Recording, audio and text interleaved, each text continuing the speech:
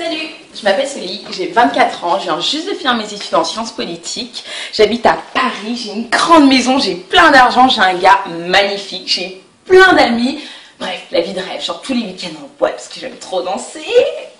Parce que je suis bien foutue, tout le monde me dit que je suis belle. Bref, la vie idéale. Mais j'ai un problème. J'ai un gros problème. C'est ça mon problème.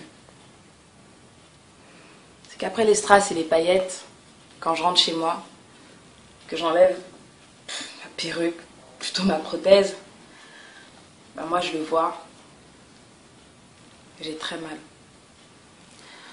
Parce que je me dis que j'ai 24 ans, j'ai peut-être même pas fait le tiers de ma vie, et je suis condamnée à ça.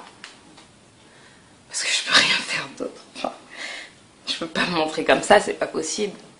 Sinon tout s'arrête. Pourquoi? Parce que je me suis tissée, et encore tissée, parce que je voulais qu'on me dise toujours que j'étais belle et encore belle et de plus en plus belle. Je me suis fait toutes sortes de mèches qui me serraient la tête. Des mèches, des lourdes mèches, je faisais des coiffures, je tirais. Je me défrisais, je me suis peut-être défrisée une centaine de fois. Et je me disais que ça allait s'arranger. Donc j'achetais des crèmes, je dépensais de l'argent pour m'acheter la dernière crème, Dark & Lovely, Dr Miracle, Botanica, de toutes sortes de crèmes pour arranger la situation.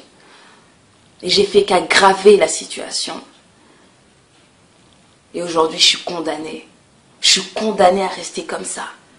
J'ai pas le cancer, j'ai pas de leucémie. Pourquoi est-ce que je dois me traîner ça tout le temps? Pourquoi?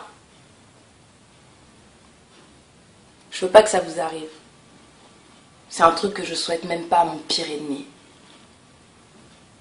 Alors faites attention à vos cheveux. Parce que ça peut être indélébile. Voilà, donc la réalité de Soli, qui est certainement la réalité de millions de femmes noires qui sont dans le même chaos, dans la même souffrance. Hein.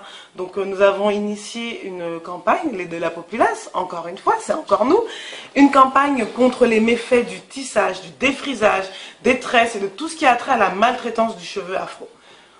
Aujourd'hui, il faut que ça rentre dans les têtes, il faut que ça se comprenne. Il y a un problème, un sérieux problème. Ouais, il y a un gros problème et ce qui moi me fait mal, c'est que personne n'en parle. Personne n'a tiré l'alarme pour dire que c'était plus possible, que c'est pas possible que 80 à 90% des femmes d'une communauté noire là se cachent les cheveux, s'arrachent les cheveux, se font du mal avec des produits chimiques, avec des tractions répétées. C'est pas possible. Attends, je vais juste leur montrer, hein, voilà, des alopécies. Hein, malgré que ça fasse des mois que je sois devenue naturelle, j'ai toujours un problème pour faire pousser mes cheveux de devant à cause des tractions. C'est des problèmes de millions de femmes. Voilà. C'est pas juste moi avec mon problème et son problème, c'est des millions de femmes, c'est nos mamans. Des fois, il y a des mamans quand on voit leurs cheveux, mais ça donne envie de pleurer. C'est des enfants qui commencent à être chauves à 10 ans, 11 ans. Mais c'est grave. On est clairement dans un déni. On est dans une souffrance. Dans un gros déni. Un gros déni. C'est-à-dire qu'on se dit, non, mais j'ai juste envie de changer de tête. Non, mais je fais ce que je veux. Oui, bien sûr, tu fais ce que tu veux. Là, tu fais ce que tu veux. Quand tu te caches la tête sous des tonnes de mèches, et quand tu te défrises, tu te brûles, tu te rends le cheveu tout plat. Nous avons des cadavres de cheveux sur la tête. Ouais. C'est pas des cheveux, non. Ce sont les cendres. C'est comme quand on brûle, ce qui reste, c'est ça. Et aujourd'hui, il faut qu'on arrête de faire semblant. Moi, en tout cas, je ne veux plus faire semblant. Quitte à brusquer ou blesser ou piquer ou énerver les gens, moi, je suis pas là pour faire plaisir.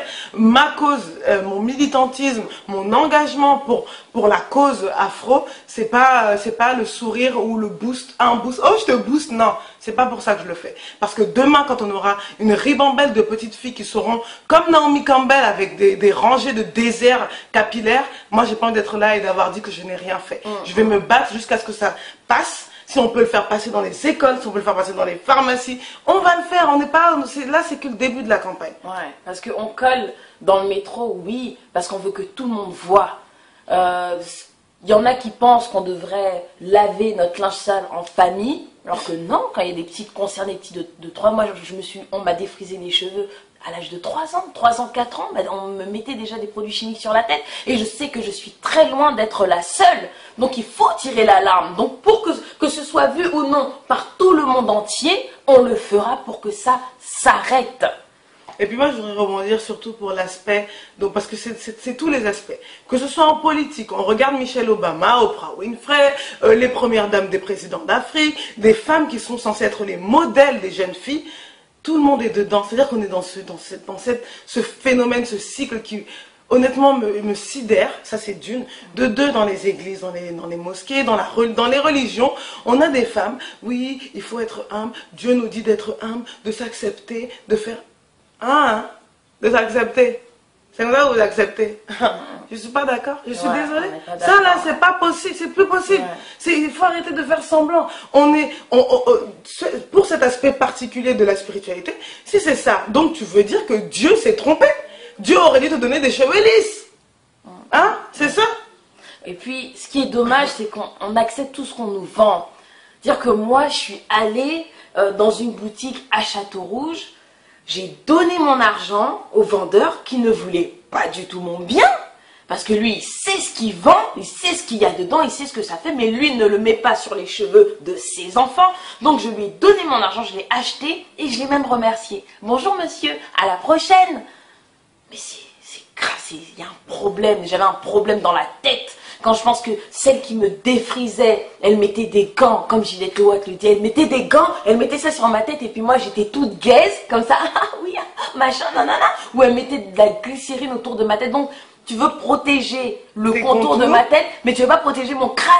Hein? Tu veux protéger tes mains, mais tu ne protèges pas mon crâne. Non, mais c'est grave. La prochaine fois quand vous allez à Château d'Eau, ou je ne sais pas où, qu'on vous défrise la tête et que la dame met des gants, faut lui dire de mettre directement avec ses doigts. Pourquoi elle protège ses doigts? Mais si elle applique directement avec ses doigts, sans mettre de gants, mais au bout d'un an, ses mains seront mortifiées.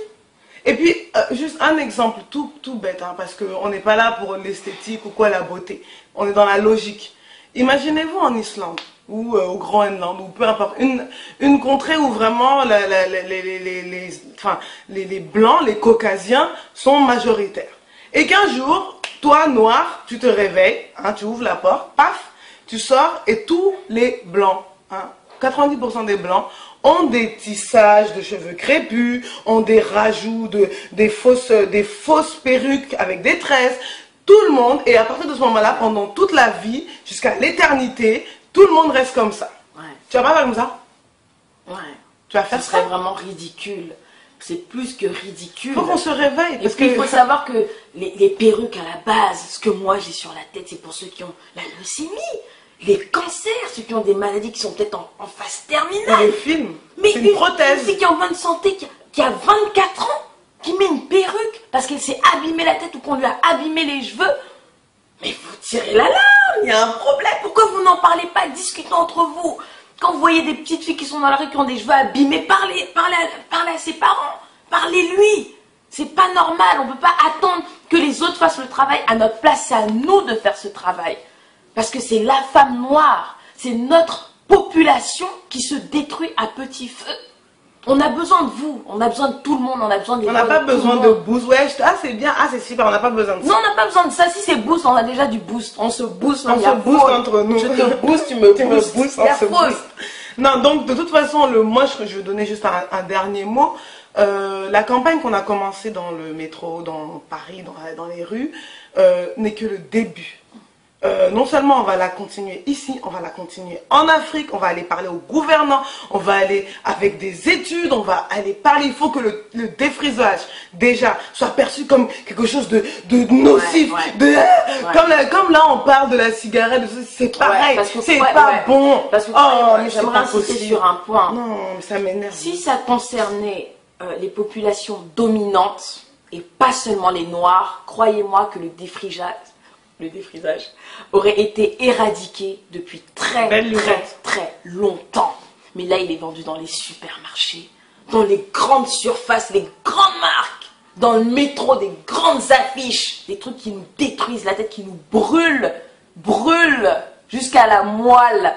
c'est grave, c'est très grave. Et on va pas lâcher l'affaire. On va être sur le, on va coller encore dans le métro. Partout on peut coller. Même si on peut l'écrire sur nos visages là, on va le faire. On va pas lâcher l'affaire. De la populace, toujours au top. Toujours au top. Toujours là pour porter les messages. Voilà, il y avait un avant, il y avait un après. On est dans l'après, maintenant on est là. Et on part pas. Merci.